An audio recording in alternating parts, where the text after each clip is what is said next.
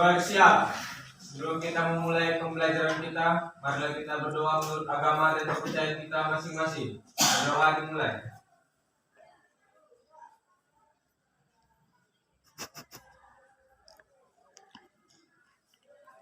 Berdoa selesai. Beri salam.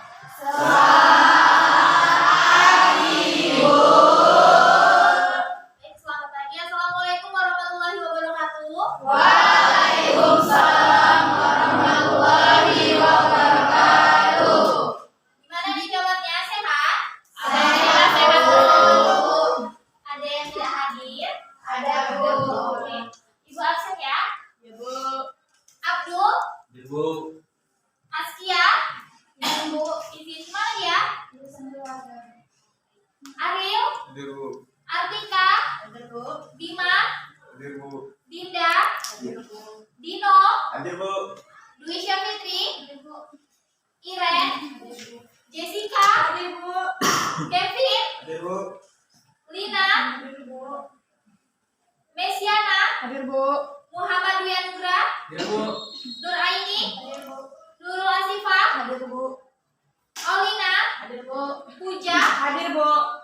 Rahmawati, Randy, Hadir, Bu. Rena, Rizky Irawan, Hadir, Bu. Sauna, Hadir, Bu.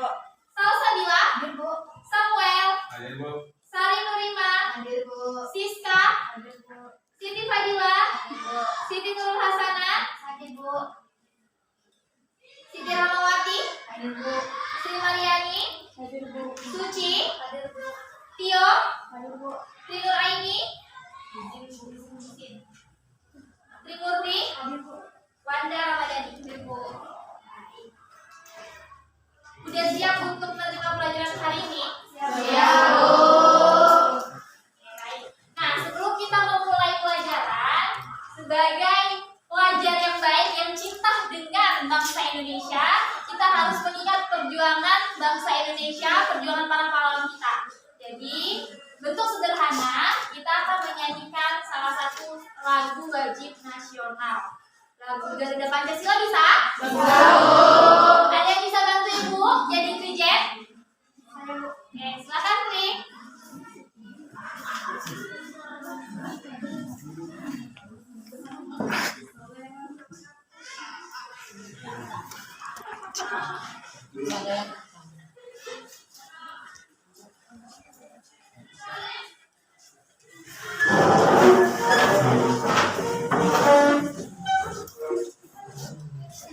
Garuda Pancasila, 1, 2, 3, ya.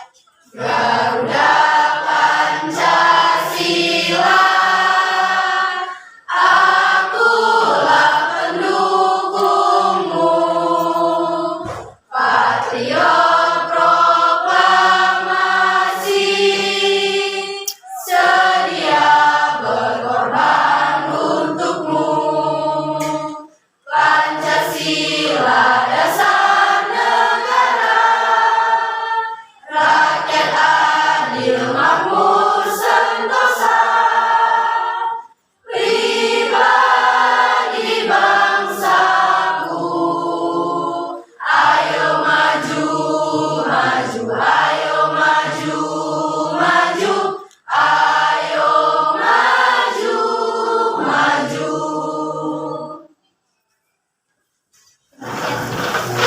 Nah, baik. Jadi kita menyanyikan lagu Garuda Pancasila.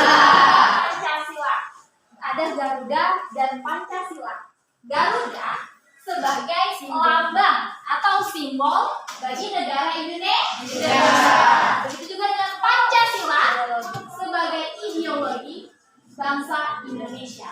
Nah, kemarin kita sudah mempelajari tentang novel sejarah. Kalau hari ini Ibu tantang Anda semua untuk menulis cerita tentang Garuda Pancasila, apakah bisa? Bisa? Nah, coba kita analisa Garuda Pancasila sebagai simbol dan ideologi. Ada kisah di baliknya. Nah, kalau dianalisa, apakah Garuda Pancasila termasuk ke dalam novel sejarah? Bukan? Oke, bukan. Ada lagi yang bilang bisa?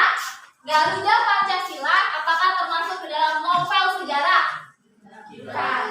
Bukan. Karena sampai saat ini belum ada penulis manapun, sastrawan manapun yang menulis novel tentang Garuda Pancasila.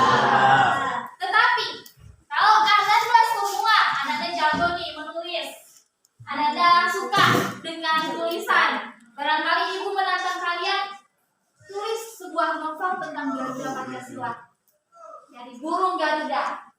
Burung Garuda sayapnya berapa, ekornya berapa, boleh Anda tuliskan berdasarkan imajinasi dan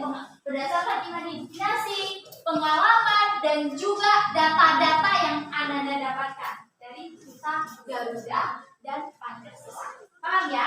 Itu mengenai novel sejarah. Pelajaran di minggu yang lalu. Oke, ibu ingatkan lagi. Ada yang masih ingat pengertian dari novel sejarah? Ada? Pengertian novel sejarah ada yang ingat? Coba Tio, pengertian novel sejarah apa? Tio. Setiap pelajaran jangan dilupakan ya. Setiap harinya kita menerima materi harus diingat. Tidak harus bahasa buku, tapi kita paham materi apa yang diberikan sama gurunya. Coba, apa pengertian novel sejarah? Novel sejarah merupakan sebuah ilmu yang penting dan sering ditulis di negara-negara barat. Negara-negara itu mengarang pentingnya sejarah dalam pendidikan. Novel sejarah membantu memperkenalkan dan mengungkapkan suatu masyarakat pada masa lalu. Novel sejarah adalah sebuah genre yang penting. Ada yang lain pengertian yang lain? Coba. Novel sejarah adalah novel yang di dalamnya menjelaskan dan menceritakan tentang fakta kejadian masa lalu yang menjadi asal muasal atau latar belakang terjadinya sesuatu yang memiliki nilai kesejarahan, bisa bersifat naratif atau deskriptif. Ada fakta yang menjadi asal muasal terjadinya cerita. Begitu juga dengan Garuda Pancasila. Ada faktanya, ada datanya, kemudian diimajinasikan oleh pengarang. Nah, itu kalau kalian ditantang untuk menulis cerita tentang Garuda Pancasila. Nah, sekarang tadi pengertian udah inget ya, pengertian dari novel sejarah. Sudah ibu kasih pemahaman sedikit bagaimana kaitan antara lagu Garuda Pancasila dengan novel sejarah. Nah, sekarang kita akan memasuki tentang kaidah kebahasaan. Oke, baik, sebelumnya pada kaidah kebahasaan ini kita akan menganalisis kebahasaan cerita atau novel sejarah. Dan indikator yang harus Anda pahami yang pertama, Anda harus mampu menganalisis unsur kebahasaan cerita atau novel sejarah. Yang kedua, mampu mengidentifikasi unsur-unsur cerita tersebut. Yang ketiga, mampu mengidentifikasi topik dari sebuah cerita. Dan yang terakhir, memahami kerangka cerita atau novel sejarah. Nah, ini indikator atau pencapaian yang harus kita capai pada materi kaidah kebahasaan teks sejarah. Oke, baik, lanjut. Oke, sebelum ibu bahas nih kata kaidah, apa sih yang kalian pahami dari kata kaidah? Belum jauh-jauh nih, masih kaidah. Ayo coba berpikir kritis. Kaidah, ada yang tahu? Kaidah kebahasaan, gak usah jauh-jauh, kaidah aja dulu. Unsur, boleh. Kaidah, yang lain? Yang sebelah kiri ibu, apa itu kaidah? Kanan ya, sebelah kanan ibu. Sebelah kiri ibu, apa itu kaidah? Apa? Tata kebahasaan, kata temannya. Tadi unsur, tata kebahasaan. Ada lagi? Kaidah, susunan. Kalau dia unsur bisa. Tata kebahasaan bisa. Kalau dia susunan lebih ke struktur ya. Susunan itu struktur. Nah, sekarang kita lihat apa pengertian dari kaidah kebahasaan. Nah, silakan dibaca. Kaidah kebahasaan adalah sebuah aturan yang dijadikan sebagai pedoman dalam suatu bahasa. Ibu pertegas, sejumlah aturan yang dijadikan sebagai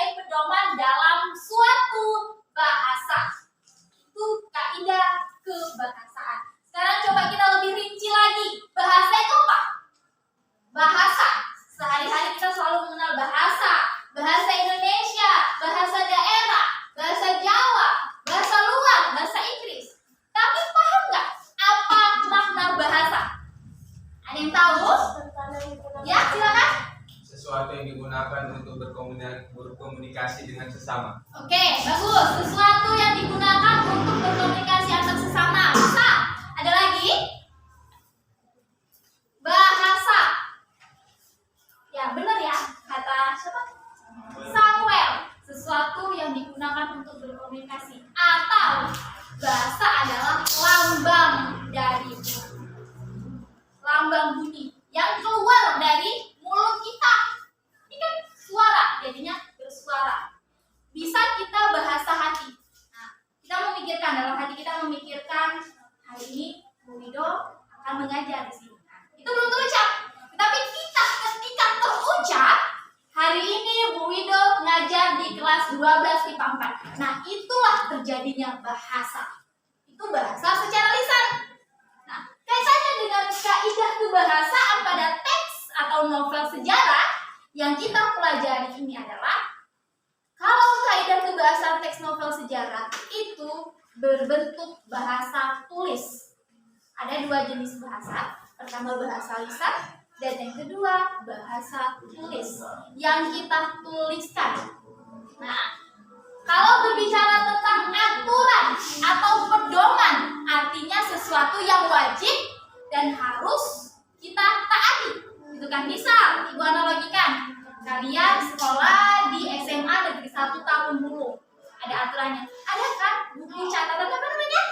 Dosa. Nah, kalian punya buku dosa. Kalau kalian melanggar peraturan, dikenai poin. Kalian nggak pakai dasi atau nggak pakai topi, kalian ribut, kalian cabut, kalian bawa HP, dikenai poin. Nah, itu kan sebuah kewajiban bagi kalian siswa untuk menaati peraturan yang ada. Peraturan itu kan berbentuk tertulis. Dinyatakan oleh kesiswaan atau dari kepala sekolah, dari guru-guru menyatakan ini peraturan yang Ananda harus taati. Ketika Ananda melanggarnya, berarti Ananda kena sanksi. Nah, itu dalam dunia nyata. Beralih ke kaidah kebahasaan atau peraturan tertulis dalam teks novel sejarah ini. Kalau salah satu kaidah, nanti kita akan bahas ada 7 kaidah. Salah satu kaidah kebahasaannya tidak ada dalam suatu novel, apakah tetap termasuk novel sejarah? Ya, kenapa?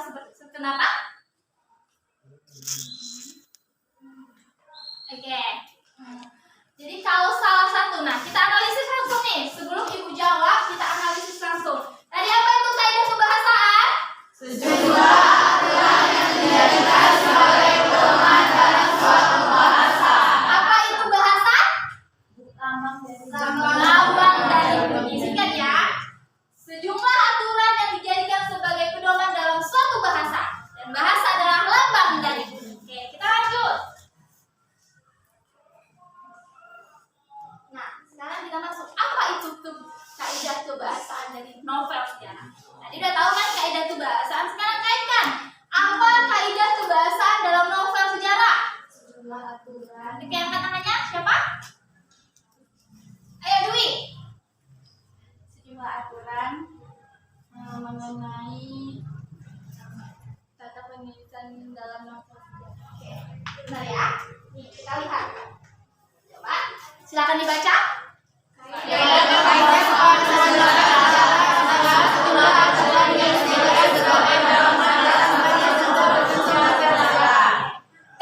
kebahasaan novel sejarah adalah sejumlah aturan yang dijadikan sebagai pedoman dalam karya sastra berbentuk novel sejarah. Nah, novel sejarah ini termasuk karya sastra yang ditulis oleh penulis atau sastrawan.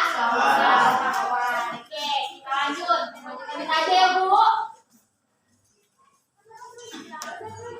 kata kuncinya di sini adalah bahasa dan novel sejarah. Udah Ibu singgung tadi, bahasa adalah sistem dari lambang bunyi dan novel sejarah. Oke, ulang lagi Tri, apa itu novel sejarah?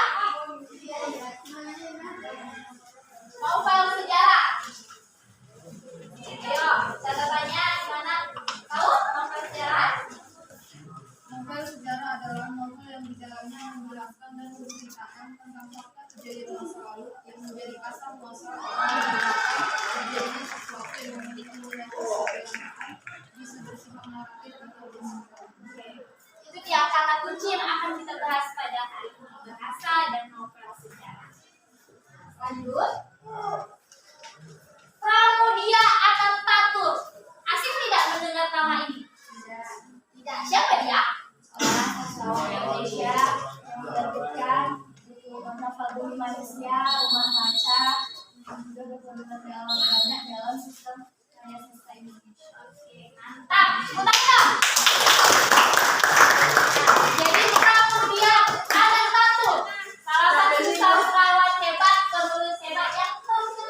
di Indonesia.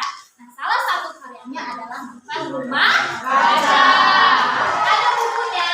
Ada, Bu. Di halaman berapa novel Rumah Kaca? 56. Oke, sekarang buka halaman 56. Ya. Ibu mau anak ibu yang ganteng yang ujung sana yang baca paragraf pertama. Silakan. Ya. Rumah Kaca. Varian-varian politik dari Netherlands, Nederland dan Barat itu semakin giat di Jawa Timur, khususnya di Surabaya. Mereka mengungkap pidato di mana-mana seperti takkan kering-kering rombongan mereka.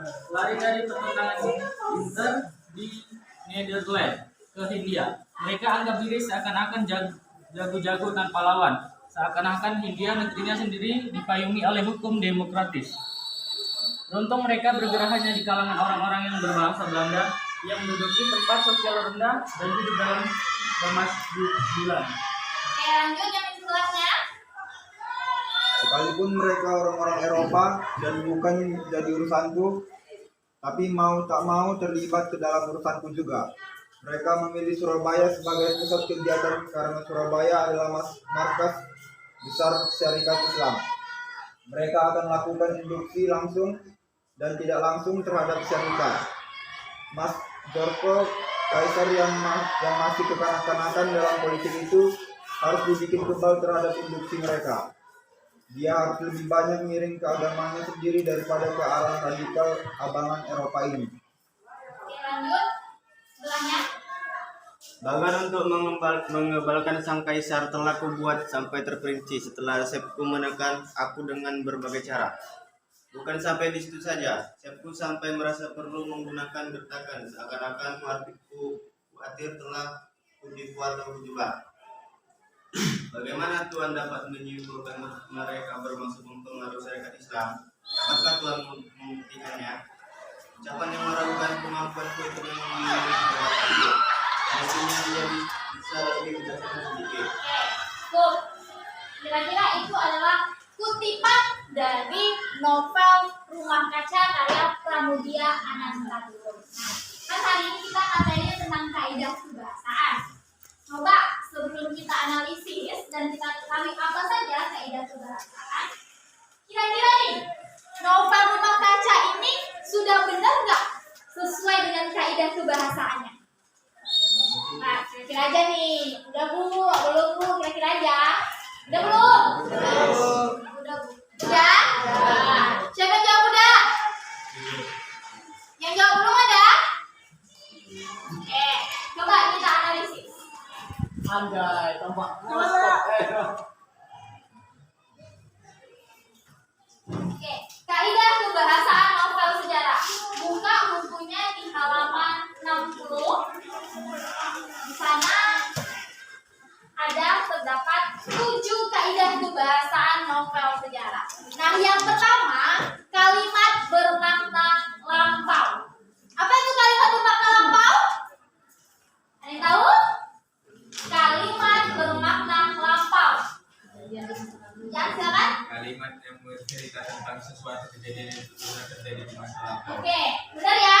Kalimat yang bercerita tentang suatu kejadian di masa lampau. Masa lampau atau masa lalu.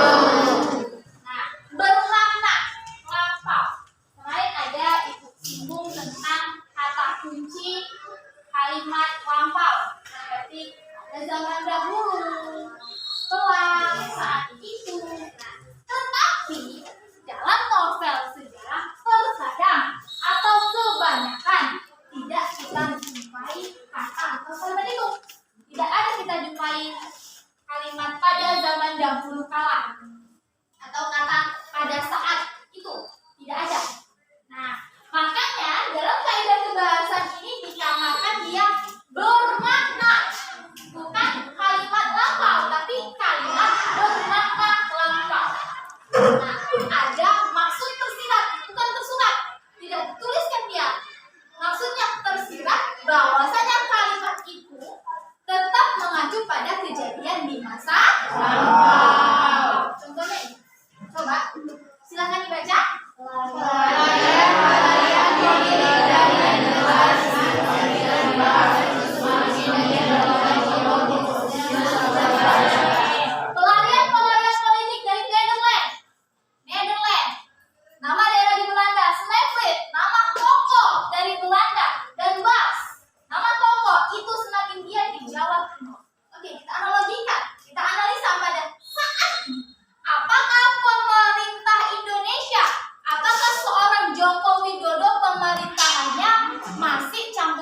dengan Belanda? Tidak. Tapi kalau zaman dulu ada? Ada. Nah, ini maksud dari makna tersebut. Kita gali lagi. Coba kalian keluarin politik. Nah, politik di Indonesia ini sudah bisa berdiri sendiri atau belum? Sudah kan? Nah, artinya maksudnya ini adalah kejadian yang pernah terjadi di Indonesia atau di masa lalu Indonesia. Paham? Lanjut. Yang selanjutnya ada konjungsi kronologis atau temporal. Nah, konjungsi kronologis. Kronologis berarti ada urutan. Tempo berasal dari kata tempo, waktu. Nah, jadi konjungsi temporal dan kronologis itu apa? Kata penghubung yang menyatakan urutan waktu. Oke, kata penghubung yang menyatakan urutan waktu. Contohnya, coba sekarang baca.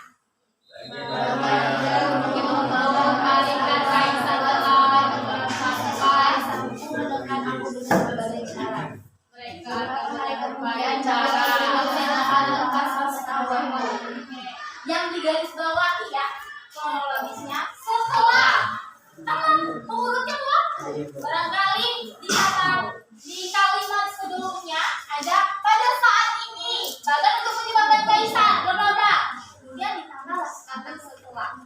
Maksudnya adalah ada kejadian selanjutnya setelah kalimat pertama dituliskan. Inilah maksud dari kata setelah. Contoh dari konjungsi kronologis. Kemudian ini beberapa hari kemudian. Ini kan menunjukkan pada waktu. Beberapa hari kemudian, beberapa tahun kemudian. Paham ya? Nah, itu terdapat di dalam novel Rumah Kaca. Oke, selanjutnya kata kerja material. Apa itu kata kerja material? Satu orang. Enggak, Dwi. Kata kerja yang menyatakan suatu tindakan. Coba baca contohnya.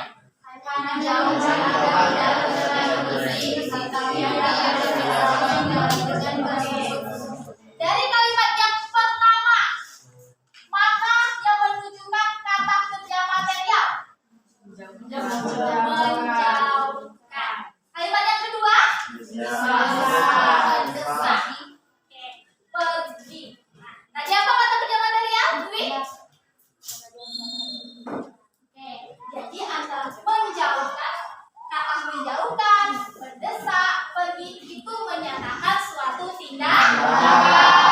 Paham ya? Kata kerja material. Oke, selanjutnya kalimat tak langsung. Sebelum kita masuk ke contoh, aku mau tanya, kalimat tak langsung itu apa? Ya, ada yang tahu? Kalimat tak langsung? Samuel, apa itu kalimat tak langsung?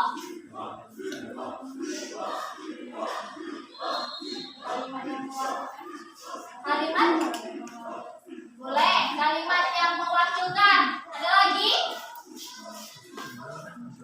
Kalimat yang ditujukan kepada seseorang tetapi melalui suatu perantara. Oke, kalimat yang mewakilkan yang ditujukan kepada seseorang melalui perantara. Bagus. Ada lagi? Bisa nih, Ibu berbicara sama Bu Lilis. Bu, hari ini Mido terakhir ngajar di SMA Negeri 1 Kampung Bulu. Kemudian Bu Lilis menyampaikan kepada kalian, Nana, hari ini kata Bu Wido atau Bu Wido menyampaikan bahwa hari ini beliau terakhir mengajar di SMA Negeri 1 Kampung Bulu. Ada perantara antara orang pertama dan orang kedua. Paham? Yuk. Kata kerja mental. Apa itu kata kerja mental? Kata kerja yang menyatakan sesuatu.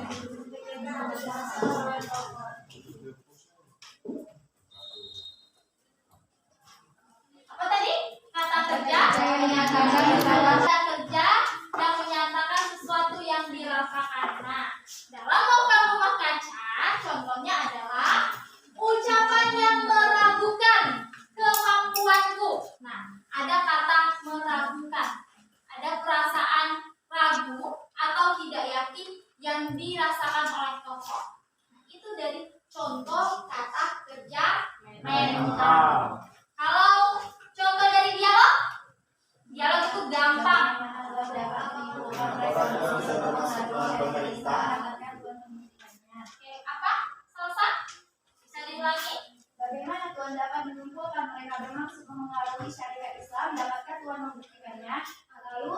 perlakuan sudah bermaksud melawan pemerintah, itu termasuk penggunaan banyak dialog atau menggunakan tanda petik dialog. Oke, bagus. Dialog ditandai dengan tanda petik dua. Nah, sebelum ada kalimat tanda petik dulu sebelumnya. Sebelumnya itu, apakah Tuhan sudah bermaksud melawan pemerintah? Ada tanda tanya dan diakhiri dengan tanda petik. Jadi di antara kalimat tersebut atau di dalam kalimat diakhiri dengan tanda petik dua. Oke, yang terakhir. Apa itu yang terakhir? Kata-kata sifat. Nah, dalam novel rumah kaca kata sifatnya yang mana?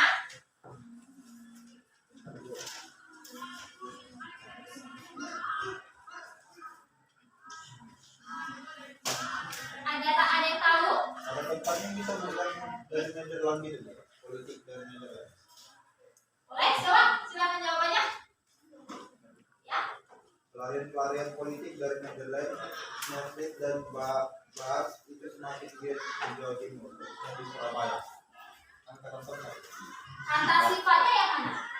sifatnya yang menunjukkan tempat itu Yang menunjukkan tempat. menggambarkan tempat atau suasana. Oke. Berarti pelarian politik Netherlands, Netflix dan Bersih itu semakin giat di Jawa Timur. Berarti yang menunjukkan tempatnya itu Netherlands, Netflix dan apa? Sama Surabaya juga. Dan Surabaya. Oke, bisa. Nah, atau contoh yang lain. Situ ada Mas Joko Kaisar yang masih kekanak-kanakan. Kalau dalam novel rumah kaca yang tadi dijelaskan namanya. Dan salah satu contohnya lagi yaitu Mas Joko Kaisar yang masih kekanak-kanakan. Nah, kekanak-kanakan itu yang menjadi kata kunci dari kata sifatnya. Paham? Sampai sini paham? Ada yang mau ditanyakan? Ya? Untuk kaidah pembahasan kata kerja mental itu dapat ditelaah dari penggunaan dialog atau dari paragraf. Boleh dari dialog, dari paragraf. Yang penting dia ada mengandung perasaan. Ada gini, saya merasa sedih. Kenapa kamu merasa sedih? Kan dialognya seperti itu. Bisa. Kalau contohnya begini Bu, dalam rumah kaca yang paragraf pertama, lari dari pertentangan intern di Nederland sehingga mereka anggap diri. Dalam kata anggap, itu ada masuk kata kerja Mengata anggap diri. Bisa. Oke. Ada yang lagi? Ada yang lain? Pertanyaan yang lain? Bermaksud. Contoh kalimatnya seperti apa? Bagaimana Tuhan dapat menyimpulkan mereka bermaksud mempengaruhi surat Islam dan menyimpulkannya. Menyimpulkan. Nah, ada kata kerja di sana. Atau kata kerja material. Bukan kata kerja mental. Untuk penggunaan kata-kata sifat itu untuk kepribadiannya saja atau apa yang dirasakan. Apa yang dirasakan? Apa yang dirasakan, sifat-sifatnya, dan lebih khususnya dia kepribadian yang mencerminkan sifat. Namanya juga sifat kan. Kalau kalian untuk menilai sifat teman kalian, apa yang kalian rasakan juga. Ya, jadi antara apa yang dirasakan dengan sifat yang bisa terlihat. Kalau contohnya Sepku sampai merasa perlu menggunakan gertakan seakan-akan khawatir telah tertipu atau terjebak, yang karena khawatir itu Bisa khawatir. Ya, ada perasaan, ya. Paham? Ada yang mau tanyakan lagi? Cukup? Udah paham dari 7 kaidah kebahasaan novel sejarah? Bagus.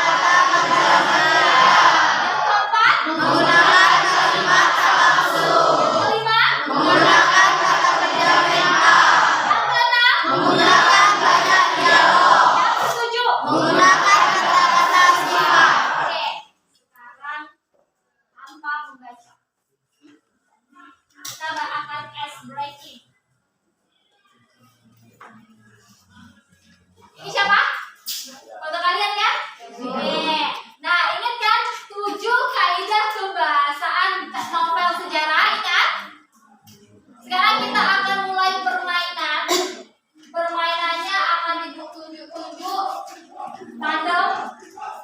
Jadi acak-acakan aja.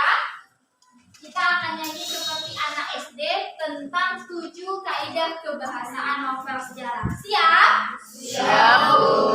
Oke. Jadi lagunya ingat nggak lagu polisi polisi numpang tanya tok tok tok?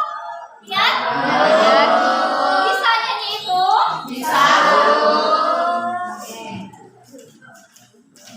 Kita acak ya langsung. Oke, yuk kita latihan dulu nih. Tapi kita ganti liriknya. Bu guru numpang tanya. Sebentar.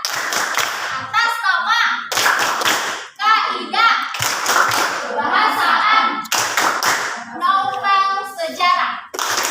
Dimulai. Dari kata dimulai, Ibu akan menunjuk kalian satu persatu. Jadi diingat ya, 7 kaidah kebahasaan novel sejarah. Kalau salah nanti kita suruh joget sambil nyanyi di depan. Bisa? Bisa kita mulai? Satu. Siap-siap ya? 3, 2, 1. Guru numpang tanya. Sebentar. Atas nama. Kaidah. Kebahasaan. Novel sejarah. Dimulai. Dari Tindak. menggunakan kalimat bermakna lafaz. Oke. Selanjutnya akan dibacakan oleh Tri. Menggunakan banyak kata yang menyatakan urutan waktu. Selanjutnya Rizky. Menggunakan banyak kata kerja mental. Oke. Selanjutnya Salsa. Menggunakan banyak kata kerja yang menunjukkan kalimat tak langsung. Selanjutnya Siti. Menggunakan banyak kata kerja mental. Selanjutnya Dwi. Menggunakan banyak dialog. Satu lagi. Selanjutnya Kevin. Menggunakan kata sifat. Oke, tepuk tangan dong. Kita tahu 7 kaidah kebahasaan novel sejarah. Coba sebutkan satu persatu. Main Suci. Kaidah yang pertama dan kedua apa, Ci? Menggunakan banyak kalimat bermakna lafaz. Yang kedua, Menggunakan banyak kalimat menggunakan urutan waktu. oke. Coba. Selanjutnya yang ketiga. Menggunakan kata kerja material. Yang keempat. Menggunakan banyak kata kerja yang menunjukkan kalimat tak langsung. Oke. Yang kelima. Menggunakan banyak kata kerja mengatakan sesuatu yang kita inginkan atau dirasakan. Kata kerja mental menggunakan banyak dialog. Oke, Dinda, yang keenam dan ketujuh. Menggunakan banyak dialog dan menggunakan kata sifat. Oke, baik. Jadi udah paham kan tentang kaidah kebahasaan novel sejarah? Nah, baik. Ada 7 kaidah kebahasaan novel sejarah. Yang pertama, apa yang pertama? Menggunakan kalimat bermakna lampau. Yang kedua ada produksi kronologis atau temporal. Yang ketiga keempat kalimat tak langsung. Yang kelima komentar. Yang keenam dan yang terakhir ya. Jangan dilupakan karena materi hari ini udah selesai, waktu kita sudah habis. Jangan dilupakan besok akan ditanyakan lagi. Insya Allah kita akan quiz besok. Saya? Oke. Oke, baik. Karena waktu kita sudah habis, silakan ketua disiapkan Bunda akan pulang. Pulang kita, Bu. Ya. Bersiap. Sebelum kita pulang, maka kita berdoa agar sampai ke tujuan kita dengan selamat. Berdoa dimulai.